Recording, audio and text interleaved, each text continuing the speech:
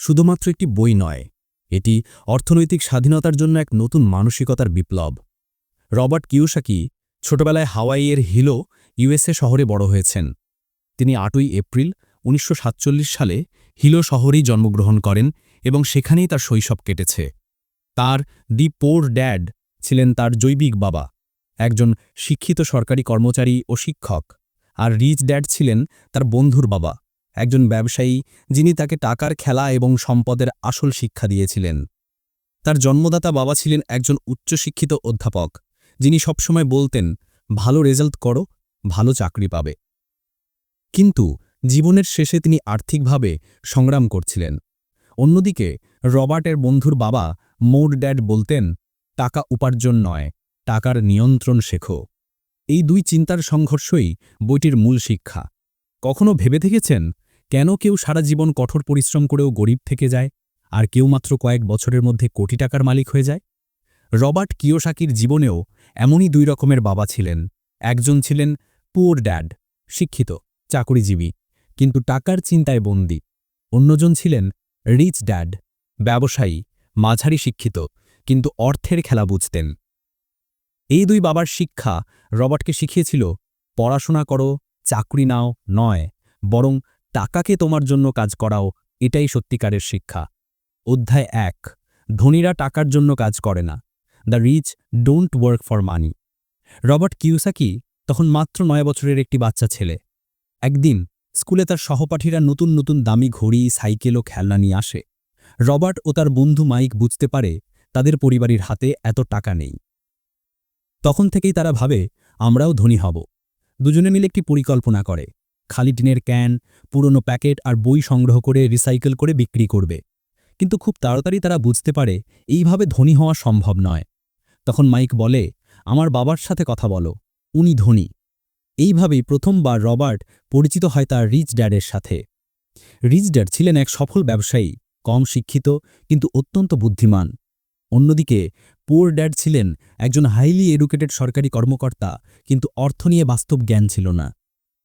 এই দুই বিপরীত চিন্তাভাবনা থেকেই রবার্ট শিখেছিল জীবনের সবচেয়ে বড় শিক্ষা। রিচ ড্যাড বললেন, তুমি যদি ধনী হতে চাও তাহলে প্রথমে শেখো কিভাবে টাকা কাজ করে। মানুষের মতো টাকাকে কাজ করাও, টাকার মতো মানুষকে নয়। এই কথা শুনে রবার্ট অবাক হয়ে যায়। সে তো ভেবেছিল টাকার জন্য পরিশ্রম করলেই মানুষ ধনী হয়। কিন্তু রিচ ড্যাড বোঝালেন, গরিব আর মধ্যবিত্ত মানুষ টাকা উপার্জনের জন্য কাজ করে, কিন্তু ধনীরা শেখে কিভাবে টাকাকে তাদের জন্য কাজ করানো যায়। এরপর রিচ ড্যাড রবার্টকে একটি শিক্ষা দিতে তার দোকানে নিযুক্ত করেন। প্রথমে তিনি প্রতি ঘন্টায় 10 সেন্ট করে মজুরি দেন। রবার্ট ও মাইক খুব মনোযোগ দিয়ে কাজ করছিল, কিন্তু কিছুদিন পর রবার্ট বিরক্ত হয়ে গেল। এত কম টাকায় এত কাজ? সে গিয়ে রিচ ড্যাডকে বলল, আমি আর কাজ করব না, আপনি আমাকে এক্সপ্লয়েট করছেন। তখন রিচ ড্যাড হাসলেন, বললেন, ভালো, এবার তুমি প্রথম ধাপ পেরিয়ে এসেছ। রবার্ট অবাক হয়ে জিজ্ঞেস করল, মানে? রিচ ড্যাড বললেন, যখন মানুষ রাগ, ভয় বা লোভের কারণে কাজ করে, তখন তারা টাকার দাস হয়ে যায়। তুমি এখন এই দাসত্ব থেকে বেরোতে শিখছ। তারপর তিনি বললেন, তুমি চাইলে আমি তোমাকে একদম বিনা পয়সায় কাজ করাবো। রবার্ট অবাক হয়ে জিজ্ঞেস করল, বিনা পয়সায় কেন? রিচ ড্যাড বললেন, যখন তুমি বিনা টাকায় কাজ করবে, তখনই তুমি টাকার আসল অর্থ বুঝবে। তুমি বুঝবে কিভাবে টাকা তোমার ওপর প্রভাব ফেলে না, বরং তুমি টাকার ওপর প্রভাব ফেলতে পারো। রবার্ট এরপর দোকানে বিনা পয়সায় কাজ করতে থাকে। একদিন সে দেখে দোকানে পুরনো বইপত্র আর কমিক বিক্রি হচ্ছে। তখন তার মাথায় আইডিয়া আসে, এই বইগুলো পড়ে বাচ্চাদের মধ্যে আবার বিক্রি করা যেতে পারে। সে নিজেই ছোটদের জন্য একটি কমিক লাইব্রেরি খোলে, যেখানে বাচ্চারা 10 সেন্ট দিয়ে বই পড়তে পারে। এইভাবেই রবার্ট শিখেছিল প্রথম ব্যবসার পাঠ, টাকা উপার্জনের জন্য নয়, টাকার নিয়ম বোঝার জন্য কাজ করো। রিচ ড্যাড বলেছিলেন, ভয় আর লোভ, এই দুই জিনিস মানুষকে বন্দী করে রাখে। ভয়ের কারণে তারা চাকরি করে, আর লোভের কারণে কখনো থামতে পারে না। যতক্ষণ না তুমি এই ভয় আর লোভকে চিনে নিয়ন্ত্রণ করতে পারছ, ততক্ষণ তুমি ধনী হতে পারবে না। মূল শিক্ষা, টাকা তোমার জন্য কাজ করুক, তুমি টাকার জন্য নয়। চাকরির নিরাপত্তার বাইরে চিন্তা করতে শেখো। ভয়, রাগ ও লোভের নিয়ন্ত্রণ নাও। শেখার জন্য কাজ করো, শুধু বেতনের জন্য নয়। রিচ ড্যাড রবার্টকে বলেছিলেন, যদি তুমি টাকার খেলা শিখতে চাও তাহলে প্রথমে শেখো টাকা কোথা থেকে আসে আর কোথায় যায়। অধ্যায় ২, কেন আর্থিক শিক্ষা দরকার? রিচ ড্যাড একদিন রবার্ট ও মাইককে নিয়ে বললেন, তোমরা যদি ধনী হতে চাও তাহলে প্রথমেই জানতে হবে ধনী ও গরিব মানুষের মধ্যে আসল পার্থক্যটা কোথায়। তারপর তিনি বোর্ডে দুটি শব্দ লিখলেন, অ্যাসেট এবং লায়াবিলিটি। রবার্ট কিছুই বুঝতে পারল না। সে ভাবল, এ তো ব্যবসার লোকের ভাষা। তখন রিচ ড্যাড হেসে বললেন, এই দুটো শব্দই তোমার জীবনের ভাগ্য ঠিক করবে। যে মানুষ অ্যাসেট ও লায়াবিলিটির পার্থক্য বুঝতে পারে সে আর কখনো গরিব হয় না। রিচ ড্যাড বোঝালেন, অ্যাসেট মানে এমন কিছু যা তোমার পকেটে টাকা ঢোকায়, আর লায়াবিলিটি মানে এমন কিছু যা তোমার পকেট থেকে টাকা বের করে নেয়। উদাহরণ দিয়ে বললেন, যদি তুমি এমন বাড়ি কিনো যেটা তুমি ভাড়া দাও এবং মাসে আয় হয়, সেটা অ্যাসেট। কিন্তু যদি তুমি এমন বাড়ি কিনো যেটার ইএমআই তুমি দাও কিন্তু কোনো আয় নেই, সেটা লায়াবিলিটি। মানুষের সবচেয়ে বড় ভুল এখানেই। তারা ভাবে তাদের নিজের বাড়ি, গাড়ি বা ক্রেডিট কার্ড হলো সম্পদ, কিন্তু এগুলো তাদের পকেট থেকে টাকা বের করে নেয়, ঢোকায় না। রিচ ড্যাড আরও বলেন, গরিব আর মধ্যবিত্ত মানুষ তাদের জীবনের পুরো সময়টা লায়াবিলিটি কিনতে ব্যয় করে। বাড়ি, গাড়ি, দামি জামাকাপড়, ইএমআই, আর তারপর ভাবে, কেন আমি ধনী হচ্ছি না। অন্যদিকে ধনীরা সবসময় অ্যাসেট তৈরি করে, যেমন ব্যবসা, share, real estate, intellectual property ইত্যাদি, যেগুলো নিয়মিত তাদের জন্য টাকা এনে দেয়। রবার্ট তখন জিজ্ঞেস করল, তাহলে স্যার, গরিব মানুষও কি অ্যাসেট তৈরি করতে পারে? রিচ ড্যাড বললেন, অবশ্যই পারে। অ্যাসেট তৈরি করতে টাকার দরকার নেই, দরকার জ্ঞান ও মনোভাবের পরিবর্তন। তিনি বললেন, তুমি যত বেশি টাকা পাবে তত বেশি লায়াবিলিটি কিনতে যেও না, বরং সেই টাকা দিয়ে এমন কিছু বানাও যা তোমাকে আয় দেবে। এই শিক্ষা রবার্টের মস্তিষ্কে আগুন জ্বালিয়ে দেয়। সে বুঝতে পারে চাকরি দিয়ে শুধু টিকে থাকা যায়, কিন্তু অ্যাসেট দিয়েই স্বাধীনতা পাওয়া যায়। এরপর রিচ ড্যাড বোর্ডে একটি সহজ চিত্র আঁকলেন।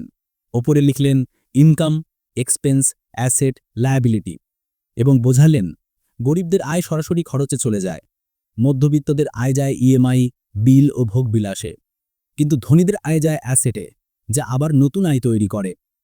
রিচ ড্যাড বললেন, এই চক্রটাই জীবন বদলায়। তুমি কোথায় টাকা পাঠাচ্ছ সেটাই তোমার ভবিষ্যৎ নির্ধারণ করে। রবার্টের তখন মনে হলো, এত সহজ সমীকরণে জীবনের আসল রহস্য লুকো আছে। স্কুলে কেউ শেখায় না অ্যাসেট কি, লায়াবিলিটি কি, তবুও সারা জীবন সবাই টাকার পিছনে ছুটে যায়। রিচ ড্যাড বললেন, টাকা উপার্জন নয়, টাকা ধরে রাখা এবং বাড়ানোই আসল শিক্ষা। এই জ্ঞান ছাড়া যতই আয় করো না কেন, শেষমেশ সব হারিয়ে যাবে।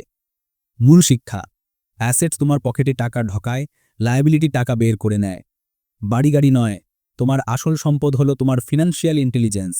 আয় যতই বাড়ুক, অ্যাসেটে বিনিয়োগ না করলে ধনী হওয়া অসম্ভব।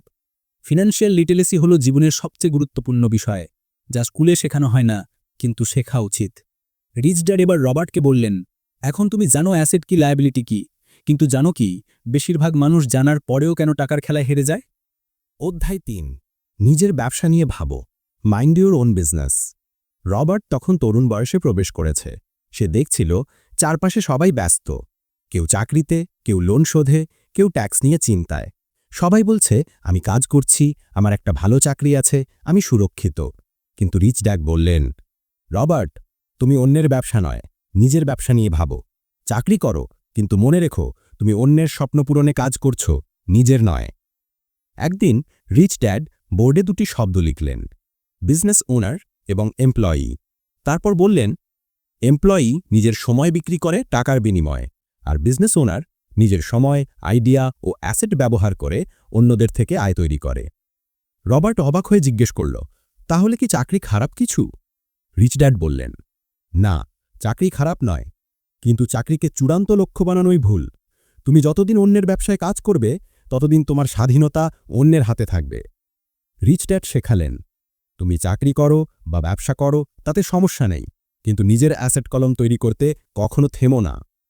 তিনি বললেন, তোমার ইনকাম স্টেটমেন্ট যদি কেবল স্যালারিতে নির্ভর করে তবে সেটা একদিন থেমে যাবে, কিন্তু যদি অ্যাসেট থেকে আয় আসে তবে তুমি না থাকলেও টাকা আসবে। রবার্ট তখন বুঝতে পারল, সে যা করছে সেটি অন্যের স্বপ্ন পূরণে সাহায্য করছে, নিজের নয়। সে নিজেকে প্রশ্ন করল, আমি কি সারা জীবন শুধু অন্যের জন্য কাজ করব? রিচ ড্যাড বললেন, তুমি আজ যে সময় ব্যয় করছো সেটাকে ভবিষ্যতের সম্পদে রূপান্তরিত করো, যেমন ব্যবসা, স্টক, রিয়েল এস্টেট, বই লেখা, ইন্টেলেকচুয়াল প্রপার্টি, এসবই তোমার রিয়েল বিজনেস। এগুলোই তোমার মানি মেকিং মেশিন। একটা ঘটনা রবার্টের জীবনে গভীর প্রভাব ফেলেছিল। সে দেখল তার পুয়ার ড্যাড দিনরাত পরিশ্রম করেন, কিন্তু সব সময় আর্থিক দুশ্চিন্তায় ভোগেন। অন্যদিকে রিচ ড্যাড খুব শান্ত, কারণ তার টাকা আসে এমন উৎস থেকে যা তার উপস্থিতির উপর নির্ভর করে না। তখন রিচ ড্যাড বলেছিলেন, পুয়ার ড্যাড কাজ করেন টাকার জন্য, রিচ ড্যাড কাজ করেন শেখার জন্য, এবং পরে টাকা তাদের জন্য কাজ করে। রিচ ড্যাড আরও বলেন, তুমি যতই টাকা উপার্জন করো তার একটা অংশ অ্যাসেট তৈরি করার জন্য রেখে দাও। নিজেকে নিজের কোম্পানি ভাবো। যদি তুমি আজ থেকেই নিজের অর্থনৈতিক কাঠামো তৈরি না করো, তবে সারা জীবন তুমি কারোর কর্মচারী হয়ে থাকবে। এই কথাগুলি রবার্টের জীবন বদলে দেয়। সে ঠিক করে, চাকরি করলেও সে নিজের অ্যাসেট তৈরি করবে, একটি ব্যবসা, কিছু বিনিয়োগ এবং এমন জ্ঞান যা তাকে আর্থিকভাবে মুক্ত করবে। মূল শিক্ষা: চাকরি করো, কিন্তু অন্যের নয়, নিজের ব্যবসা গড়ার জন্য শেখো। নিজের অ্যাসেট তৈরি করো, ব্যবসা, বিনিয়োগ, মেধাস্বত্ব। শুধুমাত্র আয়ের দিকে নয়, অর্থের প্রবাহ বা ক্যাশ ফ্লো বোঝার দিকে মন দাও। যতক্ষণ না তুমি নিজের জন্য কাজ শুরু করছো, ততক্ষণ স্বাধীনতা আসবে না। তোমার আসল প্রফেশন হল নিজের অর্থনৈতিক বৃদ্ধি।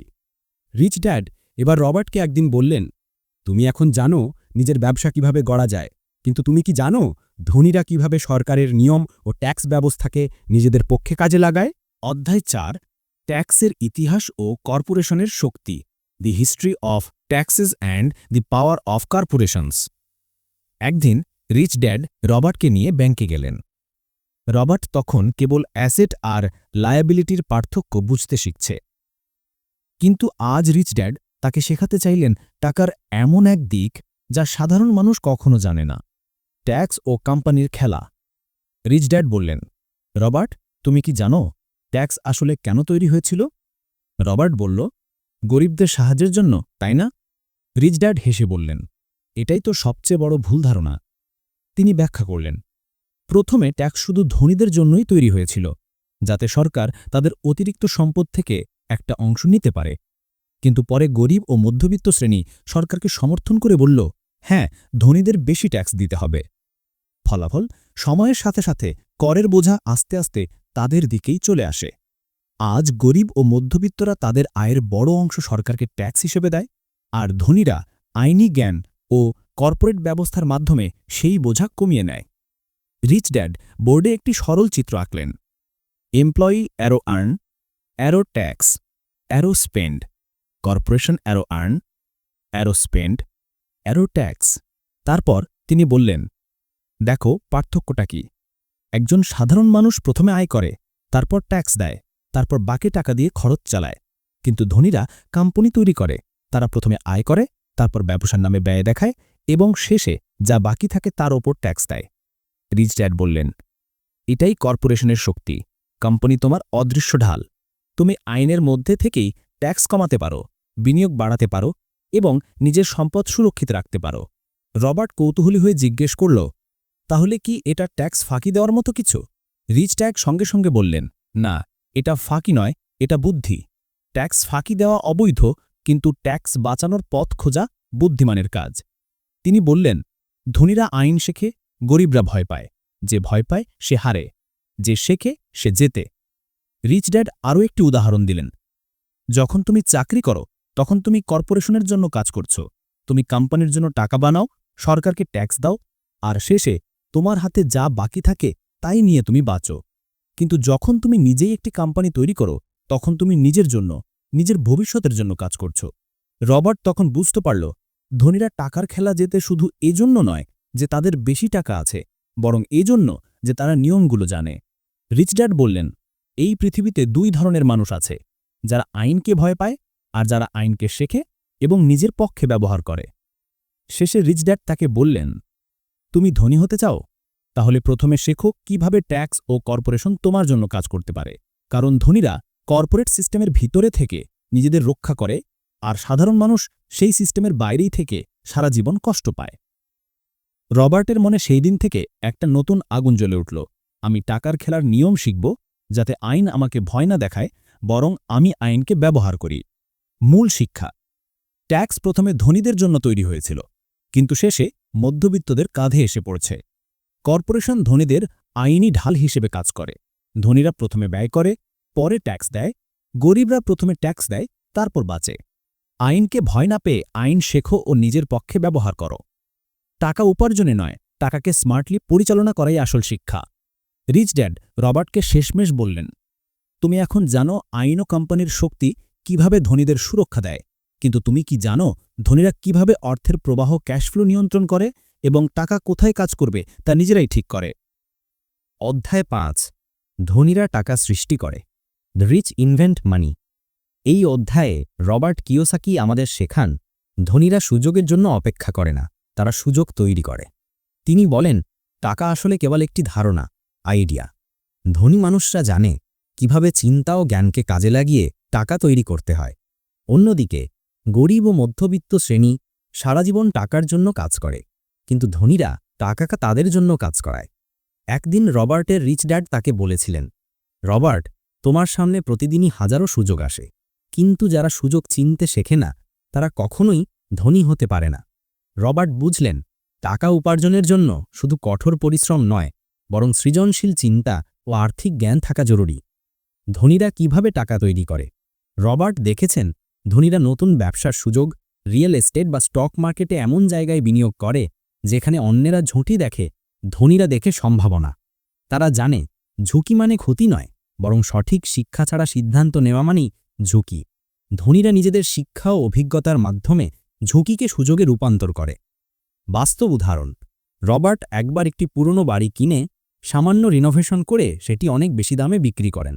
এই অভিজ্ঞতা তাকে শেখায় যদি তুমি জানো কিভাবে মূল্য তৈরি করতে হয়, তাহলে তুমি শূন্য থেকেও টাকা বানাতে পারো। তিনি বলেন টাকা নেই এটা কোনো অজুহাত নয়, বরং চিন্তা ও আইডিয়ার অভাবই আসল সমস্যা। ধনী মানসিকতা বনাম গরিব মানসিকতা। ধনীদের চিন্তা, গরিবদের চিন্তা, আমি কিভাবে এটা করতে পারি, আমি পারব না। আমি কিভাবে বিনিয়োগ শিখতে পারি, বিনিয়োগ তো ঝুঁকিপূর্ণ। আমি কিভাবে মূল্য তৈরি করতে পারি, আমার টাকাই তো নেই। ধনীরা কখনো না বলে না, তারা শেখে, পরিকল্পনা করে, তারপর কাজ শুরু করে। এই অধ্যায়ের মূল শিক্ষা, সুযোগ তৈরি করো, শুধু অপেক্ষা করো না। ভয়কে জ্ঞানে রূপান্তর করো। চিন্তা ও শিক্ষা তোমার আসল সম্পদ। টাকাকে দেখো একটি মানসিক খেলা হিসাবে, যেখানে জিতবে সে যে খেলাটা বোঝে। রবার্টের মূল বার্তা, তোমার জীবনের সবচেয়ে বড় সম্পদ হলো তোমার মন। যদি সেটাকে ভালোভাবে প্রশিক্ষণ দাও, তাহলে সেটাই তোমার জন্য কোটি টাকার সম্পদ তৈরি করবে। অধ্যায় ৬ শেখার জন্য কাজ করো, টাকার জন্য নয়। Work to learn, don't work for money. Robert Kiyosaki এই অধ্যায়ে বলেন, তুমি যত বেশি শিখবে তত বেশি উপার্জন করবে। অধিকাংশ মানুষ জীবনের পুরোটা সময় টাকার জন্য কাজ করে, কিন্তু ধনীরা কাজ করে জ্ঞান, অভিজ্ঞতা ও দক্ষতা অর্জনের জন্য। গল্পের শুরু, রবার্ট একবার একটি কোম্পানিতে কাজ করছিলেন যেখানে তার বেতন খুবই কম ছিল। অনেকে বলেছিল, তুমি এত কম বেতনে কেন কাজ করছ? কিন্তু রবার্টের উত্তর ছিল, আমি টাকার জন্য নয়, শেখার জন্য কাজ করছি। তিনি চেয়েছিলেন বিক্রয়, মার্কেটিং, ব্যবসা পরিচালনা এবং মানুষের আচরণ সম্পর্কে বাস্তব অভিজ্ঞতা অর্জন করতে, কারণ তিনি জানতেন একদিন এই সব শেখা জিনিসই তাকে আর্থিক স্বাধীনতা এনে দেবে। ধনীরা কি শেখে? রবার্টের রিচ ড্যাড সবসময় বলতেন, যে মানুষ তার পুরো জীবন একটাই কাজ করে কাটায় সে কখনো স্বাধীন হতে পারে না। তিনি বোঝাতেন, যদি তুমি শুধু একটি স্কিলের মধ্যে আটকে থাকো তবে তুমি সবসময় অন্যের উপর নির্ভরশীল থাকবে। কিন্তু যদি তুমি বিভিন্ন স্কিল যেমন বিক্রয়, যোগাযোগ, নেতৃত্ব, বিনিয়োগ ও আর্থিক জ্ঞান শেখো, তাহলে তুমি নিজেই নিজের বস হয়ে উঠবে। বাস্তব শিক্ষা, রবার্ট নিজে একটি সংবাদপত্র কোম্পানিতে কম বেতনে বিক্রয় বিভাগে কাজ নেন। তিনি জানতেন বিক্রয় ও যোগাযোগ শেখা তাকে ভবিষ্যতে ব্যবসায় সফল হতে সাহায্য করবে। অনেকেই হাসত, এত পড়াশোনা করে তুমি সেলসম্যান? কিন্তু রবার্ট জানতেন এই শিক্ষা একদিন কোটি টাকার মূল্য পাবে। মূল পার্থক্য, গরিব ও মধ্যবিত্ত মানসিকতা। ধনী মানসিকতা, আমার চাকরি নিরাপদ থাকলেই ভালো। আমি কিভাবে নতুন কিছু শিখে স্বাধীন হতে পারি। আমি আমার বেতনের জন্য কাজ করি। আমি আমার শেখার জন্য কাজ করি। আমি আমার বসের জন্য কাজ করি। আমি আমার ভবিষ্যতের জন্য কাজ করি। রবার্টের শিক্ষা, শুধু বিশেষজ্ঞ হও না, বরং বহুমুখী শেখো। যোগাযোগ, বিক্রয় ও নেতৃত্বের স্কিল শেখো, এগুলোই ধনীদের আসল অস্ত্র। শেখা কখনো বন্ধ করো না, কারণ প্রতিটি অভিজ্ঞতাই তোমার অ্যাসেট। টাকার জন্য নয়, ভবিষ্যতের জন্য কাজ করো। রিচ ড্যাডের একটি শক্তিশালী কথা, তুমি যদি আরও বেশি টাকা চাও তাহলে প্রথমে আরও বেশি শেখো, কারণ টাকা সবসময় সেই মানুষের দিকেই আসে যে জানে কিভাবে সেটাকে সামলাতে হয়। অধ্যায়ের মূল বার্তা। এই অধ্যায় আমাদের শেখায়, জীবনে যত বেশি শেখা যাবে তত বেশি সুযোগ তৈরি হবে।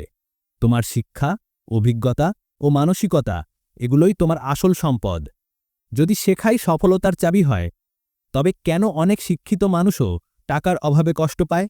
রবার্ট পরবর্তী অধ্যায়ে ব্যাখ্যা করেন কিভাবে ভয়, সন্দেহ ও অজুহাত মানুষকে শেখা ও এগিয়ে যাওয়া থেকে থামিয়ে দেয়। অধ্যায় ৭, বাধা অতিক্রম করা, ওভারকামিং অবস্ট্যাকলস। এই অধ্যায়ে রবার্ট কিওসাকি বলেন, আর্থিক জ্ঞান থাকা যথেষ্ট নয়, কারণ জ্ঞান শুধু তখনই শক্তি যখন তুমি তা কাজে লাগাও। বেশিরভাগ মানুষ ধনী হতে পারে না, কারণ তাদের অজ্ঞানতার অভাব নয়, বরং ভয়, সন্দেহ, অলসতা, খারাপ অভ্যাস আর অহংকার, এই ৫টি মানসিক বাধা তাদের আটকায়। গল্পের শুরু। রবার্ট বলেন, ছোটবেলায় যখনই তিনি কোনো নতুন কাজে ঝাঁপ দিতে যেতেন, তার মধ্যে একটাই ভয় কাজ করত, যদি আমি ব্যর্থ হই।